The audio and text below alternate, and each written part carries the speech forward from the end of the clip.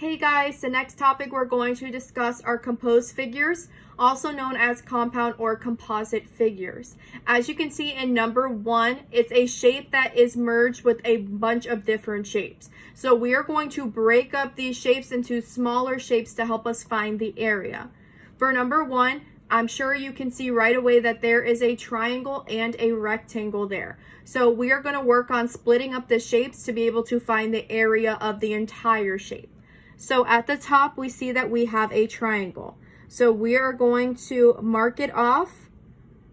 That way we're able to see that my triangle starts here and my rectangle is down here. Now, when you have a rectangle, the measurements have to match on the opposite side. So if I have a 7 here, that means I have a 7 here. But notice that they said 13 is the measurement for this whole side. So if I need to put a 7 here, I would need to take 13 minus 7. 13 minus 7 is 6. So my leftover is going to be a 6 up here, so we can break up the 13.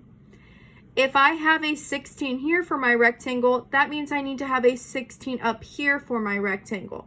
I currently have an 8. So what else would I need to use to get to 16 with an 8? Another 8. So I'm going to put an 8 right here. Now, to be able to find the area of my triangle and my rectangle, I'm going to show you the work over here. So for my triangle, we have 1/2 base times height. My base in this problem is going to be 8 and my height is going to be 6. So I have 1/2 8 times 6. 8 times 6 is 48. And then I'm going to be doing half of 48, which is 24. 24 centimeters, and it is squared, because again, we are finding the area of these shapes.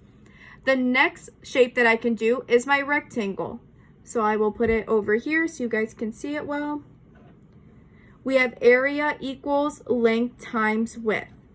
We have the length, which is 16, and the width, which is 7. So we have 16 times 7. We multiply those two together, we get 112. Again, working in centimeters, and it is squared. Now that you have found the area of both of the shapes, we need to add them together because it really is just one big shape. So I'm going to take 112 and 24 and add them together.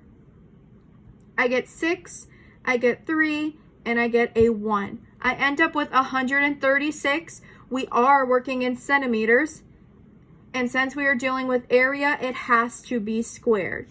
I box it up, and that would be my area for our first shape.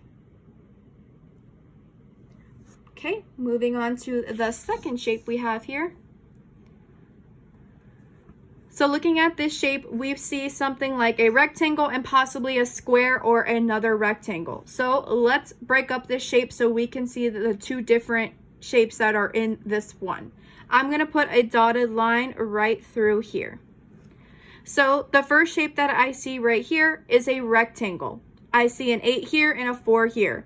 Again, opposite of my 4 should be another 4. Opposite of my 8 should be another 8. Now I see on this side right here, I have a 3 and another 3, but nothing right here. So 3 and 3 is 6. So my missing piece must be 2. And I figured that out because if this side is supposed to be 8 and I currently have 6, my missing piece would be 2. So for my first rectangle, I'll put it up and down so you can see it. We have 8 times 4. Again, working with length times width. 8 times 4 is 32. Working in meters, so it's meters squared. My second shape, which now we know is a rectangle and not a square, I will put right over here. Again, length times width. We have 6 times 2. 6 times 2 is 12. And we're working in meters squared. Now that I have the area for both of my shapes, I need to add them together. So we have 32 and 12. 2 plus 2 is 4. 3 plus 1 is 4. So I have 44. Again, we are working in meters and it's squared. So meters squared. And that would be my final answer for finding the area of this composed figure. Okay, let's keep moving on. The next shape we have up here. Again, you probably see either two rectangles or maybe a rectangle and a square. I'm going to cut off right here so I can have my two shapes. Now I see I have a rectangle down here. If 24 is here, that means 24 needs to be here as well. I currently have a 15, so I would need to find the missing length here. But I also need to find the missing length on this side. And notice that they're saying that this entire length right here is 18. Well, I currently have 9.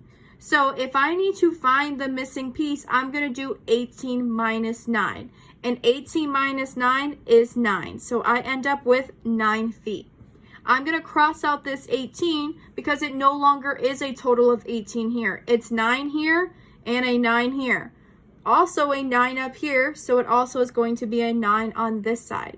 So from here, I'm going to do my two measurements for this rectangle at the bottom.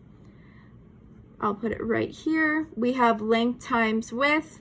So we have, let me move you guys a little closer. We have 24 times 9.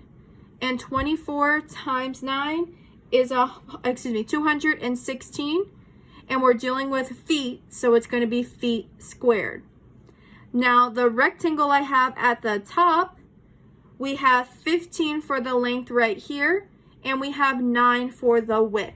So it's going to be 15 times 9. Now 15 times 9 is 135. We're dealing with feet and it's squared. So now that I have the area of both of my shapes, I have to add them together because remember, it's just one big shape and we broke it up into two smaller ones. So we have 216 and 135. 6 plus 5 is 11. 3 plus 1 is 4, plus another one is 5. And then 2 plus 1 is 3. Again, working in feet, and my measurement has to be squared. So my final answer would be 351 feet squared. All right, and the last one that we have, again, you probably see right away that we're dealing with rectangles here. So for this one, we need to figure out where we want to cut across. There's multiple ways that you can cut across. It's up to you. You can either cut right here, or you can cut across here. Either way, both of them would get you the same answer. For me, I'm going to cut across right here. So I'm looking at my rectangle that I have. I have 4 and a 10. Well, if a 10 is here, that means a 10 is here as well. But currently, we have it as 14. So I need to do 14 minus 10. 14 minus 10 is 4. So I'm going to cross out this 14 because it's no longer there. I broke it up into a 10 and a 4. So from here, we get to multiply. We have our rectangle at the top, which is going to be 10 times 4. Also our length times width. 10 times 4 is 40, and we are working in feet and it's squared. The second rectangle I have, which is the horizontal one, length times width, we have 18 times 4. 18 times 4 equals 72. Again, we're working in feet and it is squared. Now that I have the area for both of my rectangles, I have to add them together because it is one big shape, and again, we broke it up to be smaller. So we have 72 and we have 40. 2 plus 0 is 2. 7 plus 4 is 11, and we are working in feet, and it is squared.